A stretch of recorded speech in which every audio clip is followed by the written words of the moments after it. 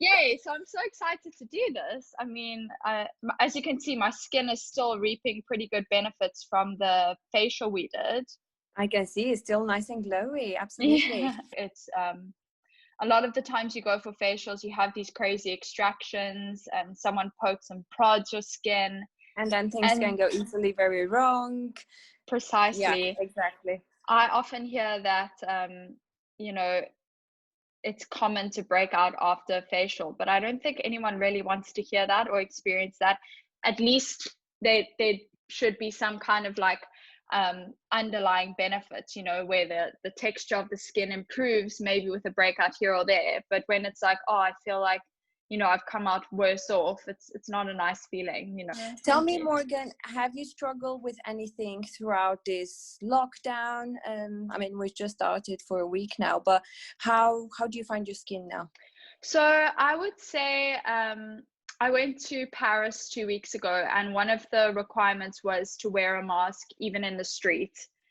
And I feel like when I'm constantly wearing a mask, there is definitely a lot of clogging over here. So you can see I'm kind of recovering from a spot here.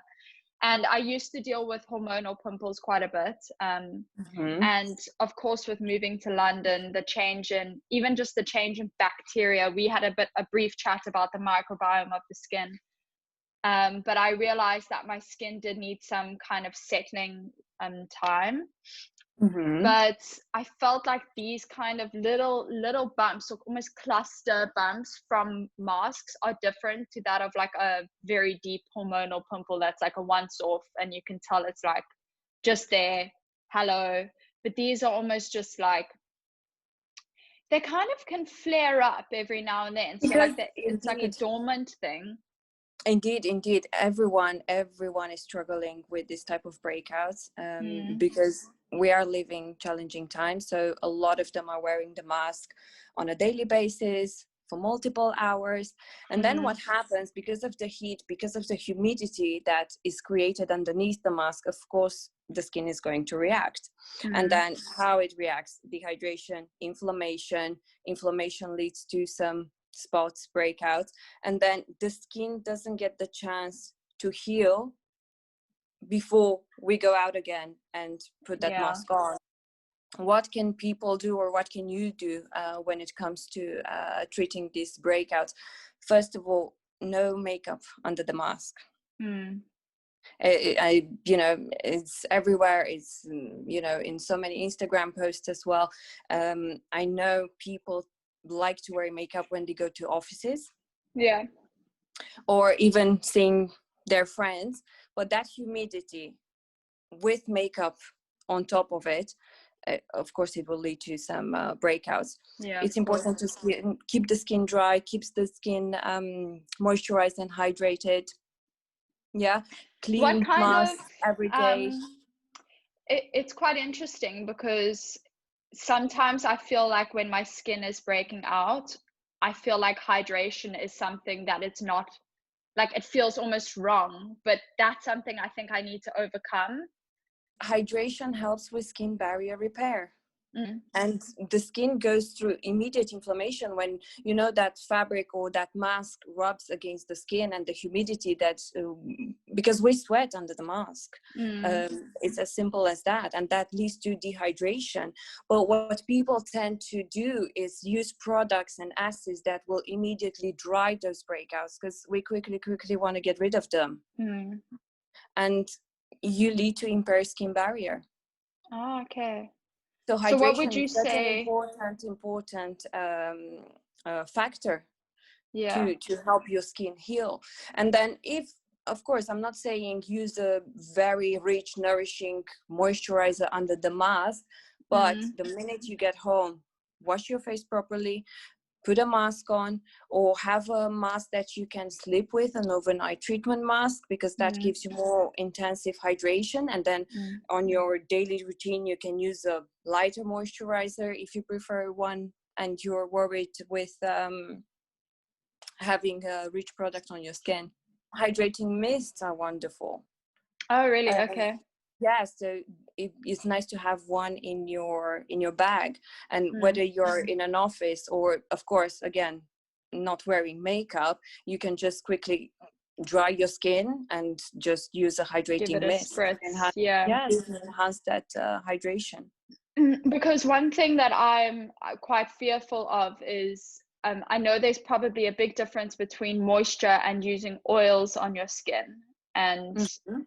could you maybe give us a bit of a rundown on, you know, using an oil versus like a pretty rich moisturizer or an overnight moisturizing mask?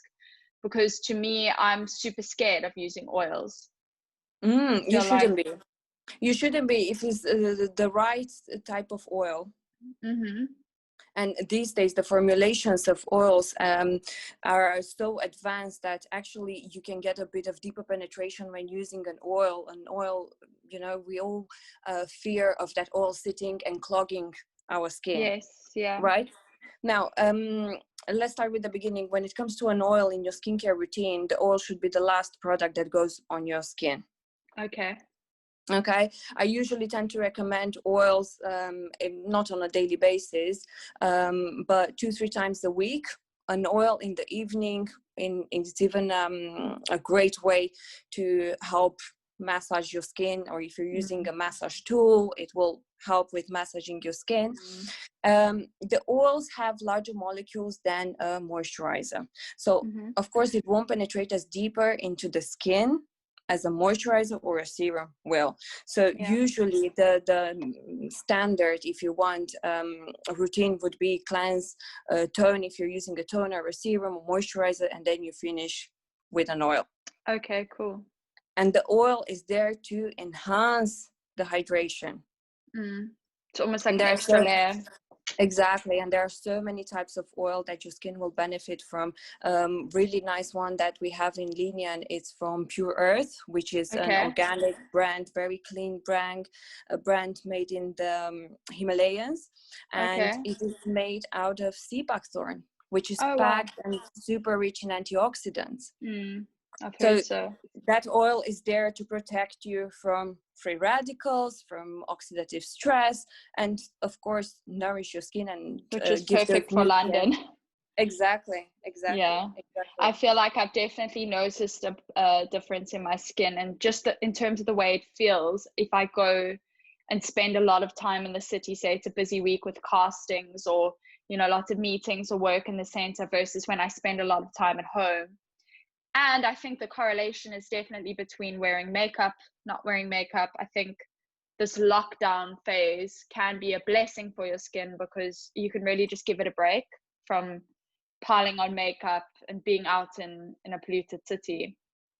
I mean, it can be a blessing as long as people are doing the right thing, because it's so easy to fall in, you know, the type of lifestyle when you're not very active, and therefore our lymphatic system is lazier, so the buildup of toxins is more.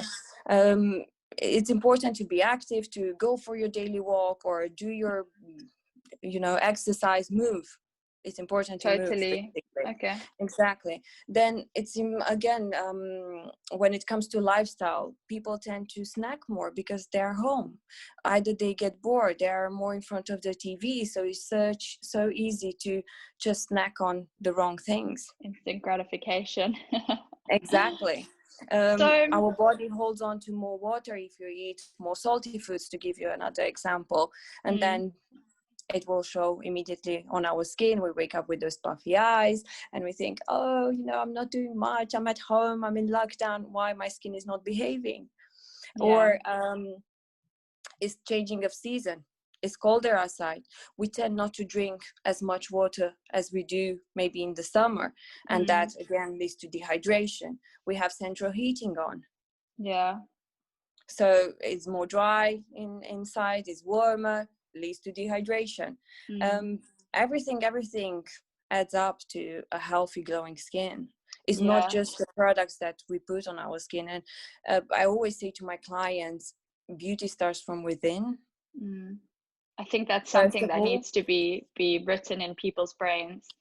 It's always, Exactly. what can I buy? What can I use? What can I? But it's, they're eating terrible food at night, and like you said, not It's so exercising. small, simple things. And when I remind people, drink more water, it's such a cliche. There you go. You've inspired me.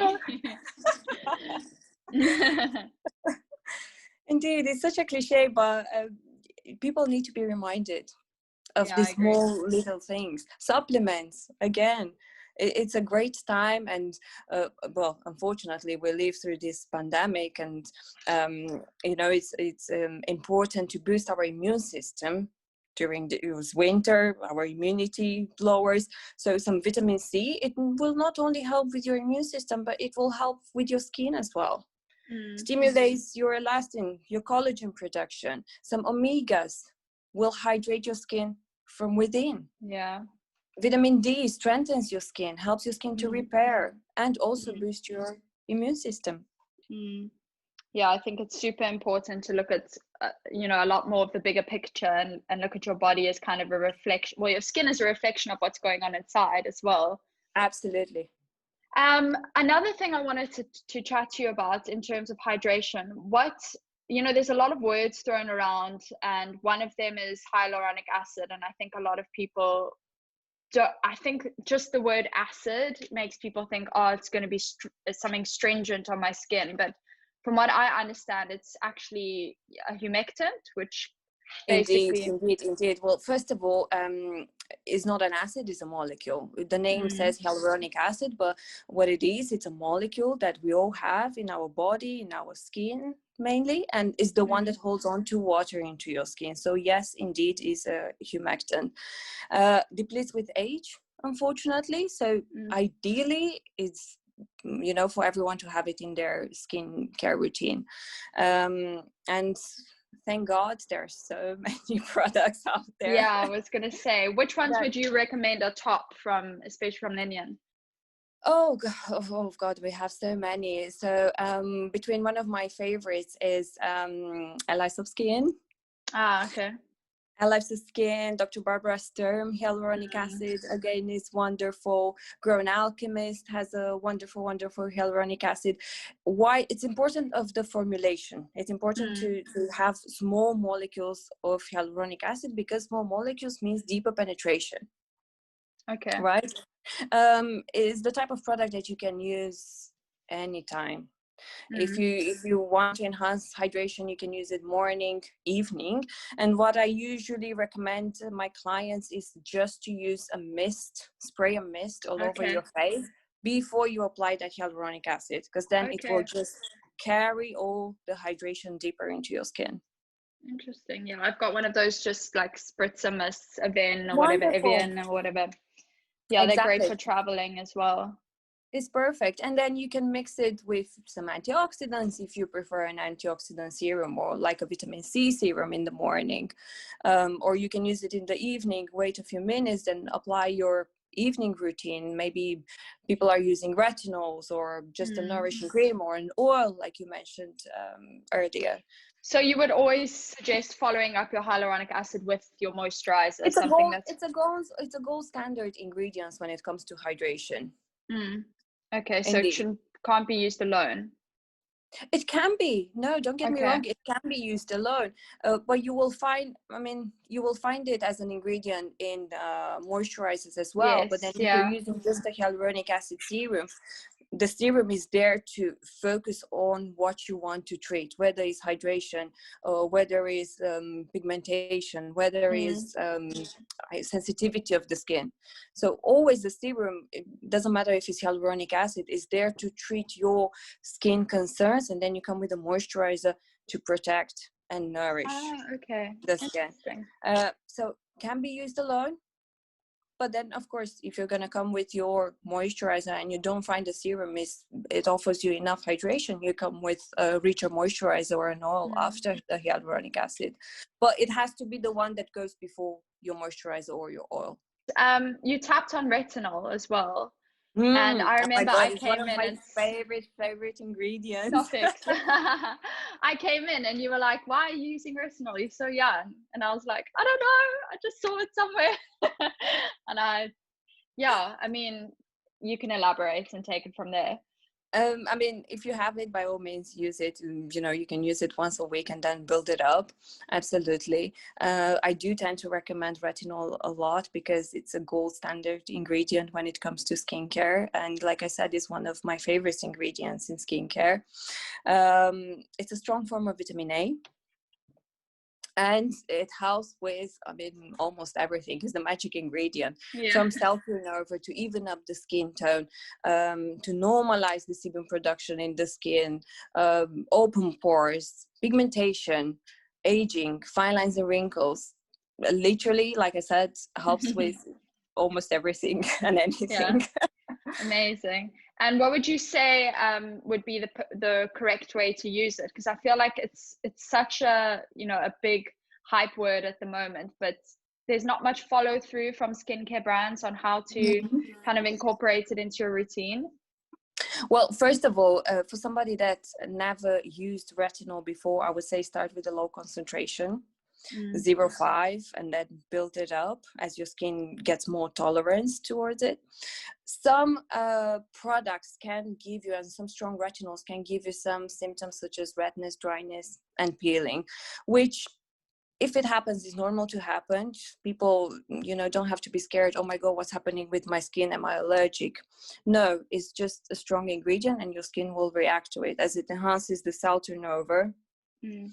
It's just normal to get some peelings, shedding of the skin. But then take a step back. Use it once a week to begin with and build it up. You can start by mixing it with your own hydrating moisturizer if you want to avoid those symptoms of redness, dryness. The next week, you introduce it twice a week, and so on. You build it up. Okay. Once you've used a low concentration, you can step up to a higher concentration. Do you have any retinol serums at Linnaean? That's Yes. We have a wonderful one from Allies of Skin, which is a very natural form. It's a retinaldehyde, which is basically next step from retinol. The retinol goes through several conversions in the skin until it reaches the acid form, and the acid form is the one that works on your skin. So that's a great formulation, and what I like about it also is that it's micro encapsulated, which means very slow release into the skin. And then again, we avoid those symptoms of redness, dryness, and peeling that we are so afraid of.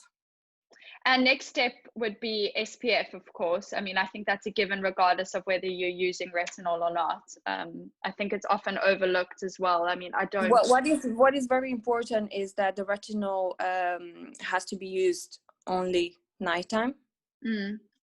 Because it creates a bit of sensitivity, this photosensitivity. So we don't want to expose our skin to put the retinol in the morning and then go outside in the sun. So you use it nighttime only. And of course you come with a SPF protection in the morning. But you know, sun protection should be in everyone's skincare routine. Regardless if you're using one thing I hear, it's unanimous across the board, is SPF.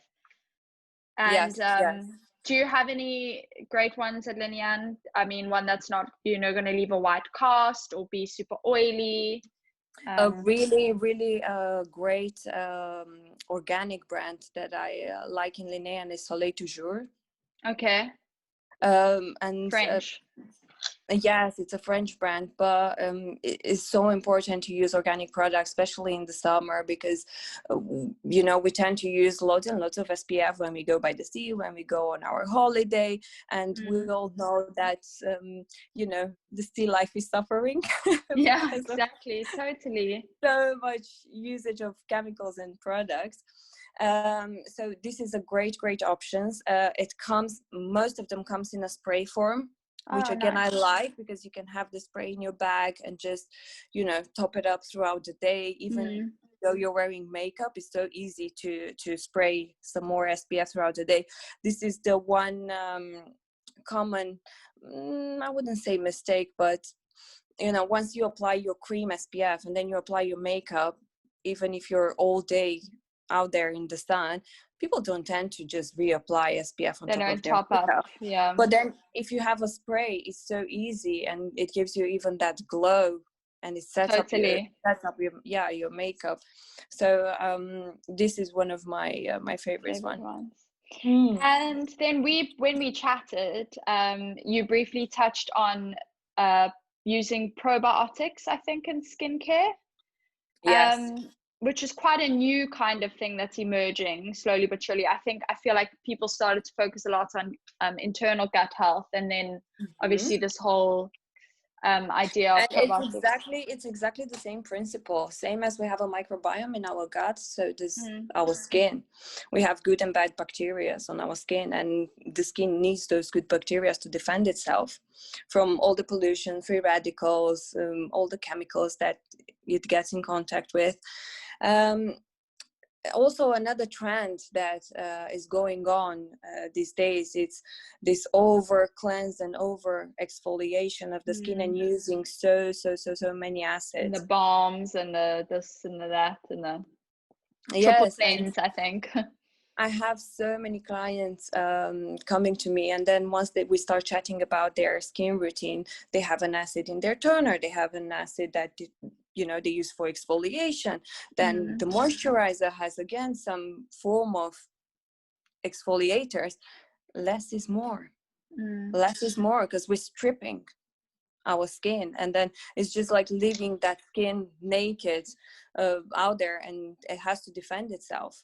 Yeah. And what it leads to inflammation in the skin, and we think, oh my god, why is my skin so red? Why do I have breakouts?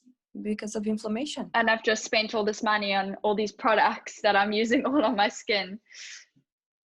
Yes, Yeah, and if we go into one. a vicious circle where, again, whenever people have some breakouts and some inflammation, they tend to use even more acids to dry those breakouts out. Yeah. What are your thoughts on salicylic acid? Salicylic, I think it is.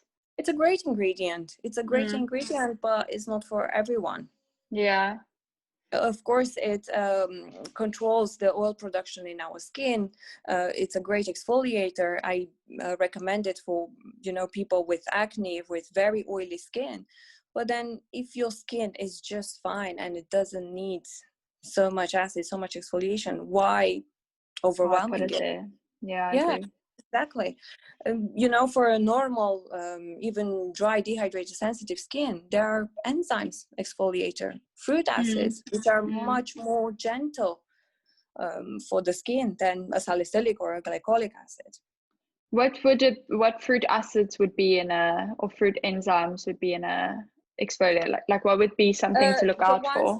The ones that I usually recommend is from Susan Kaufmann. This is an Austrian brand, organic brand again, and it has apple, papaya extracts. Nice. It's good when you understand the ingredients. It's very, very, very gentle to the skin, but efficient at the same time. Nice. My boyfriend actually bought me for our anniversary a Suzanne Kaufmann facial from Linnaean. Oh, so I'm gonna have to come in when lockdown's over. How would you say that? I'm so excited. How would you say it's different to the Barbara Sturm one? Well, in terms of steps throughout the facials, it's quite similar. So is the classic type of facial where we cleanse, we give the gentle exfoliation, massage for relaxation and deep hydration, mask and finishing products. The difference is in the products. The difference is in the products, I would say. Both of them great brands. Yeah. And Susan Kaufmann has a very wide range of products, so I can tailor the treatment according to what your skin needs on the day. Yeah. So whether it's dehydrated or oily or has some breakouts, we can tailor it according to what it needs on the day. And I think that's so unique, because a lot of the time you're like, am I booking the right facial for what my skin needs? Because people don't really know, but it's so important and great to hear that you guys kind of look at your client and it's not, I've been given steps to do, I'm just going to do this on, my customer's face or whatever. Especially with new clients, we always start with a bespoke consultation. It's so important to understand people's skin, their lifestyle, what they want to achieve from their visits, whether they just want to relax or they want to treat certain skin condition. it all adds up to making a perfect skin plan and routine and experience. Indeed, yes. Do you have any questions about my skin for me? Is there anything you want to know? What are you using at the moment? What is your routine at the moment? So I can understand what recommendations to make. Of course, I will send you an email after this whole consultation with what I'm thinking it would be good for you to introduce in your skincare routine.